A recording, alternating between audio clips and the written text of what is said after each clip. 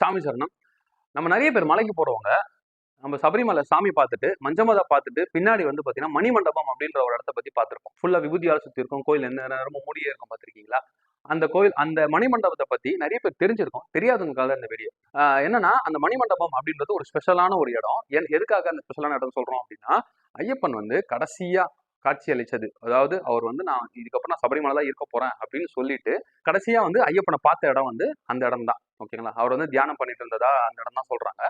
So அந்த இடத்துல வந்து பாத்தீங்கன்னா 6 நாள் மட்டும் தான் அந்த கோயில் திறப்பாங்களே. எப்போ அப்படின்னா, ஜோதி டைம்ல ஆபரண பெட்டி வரும் பாத்தீங்களா, 3 பெட்டி வரும். அதுல வந்து ஒரு பெட்டி ஐயப்பன் கோயிலுக்கும், 2வது பெட்டி மஞ்சமலைக்கு, அந்த 3வது பெட்டி இங்கதான் வரும்.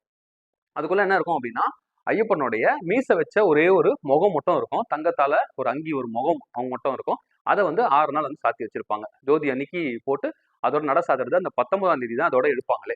20ஆம் தேதி நட சாத்திடுவாங்க. ஸோ இது வரைக்கும் வந்து பாத்தீங்கன்னா அங்க வந்து ஐயப்பன் வந்து அங்க காட்சி அளிப்பாரு. நம்ம ஐயப்ப பக்தர்கள் வந்து ஒரு 5 நிமிஷம் வந்து அங்க வந்து உட்காந்து எதுவும் வேண்டாம ஜஸ்ட் நீங்க ஐயப்பனை மட்டும் நினைச்சிட்டு அந்த 5 நிமிஷம் உட்காந்தீங்க அப்படின்னாலே ஒரு நல்ல ஒரு பாசிட்டிவான ஒரு வைப் கிடைக்கும் அப்படின்றத நான் சொல்றேன். இந்த விஷயத்தை இதான் இப்ப நீங்க தெரிஞ்சிட்டீங்க அப்படின்னா ஃபாலோ பண்ணுங்க. இந்த வீடியோக்கு ஒரு லைக் பண்ணுங்க. இதே மாதிரி வீடியோ நிறைய வேணும் அப்படின்னாலும் கமெண்ட் பண்ணுங்க. ஓகே, பாய்.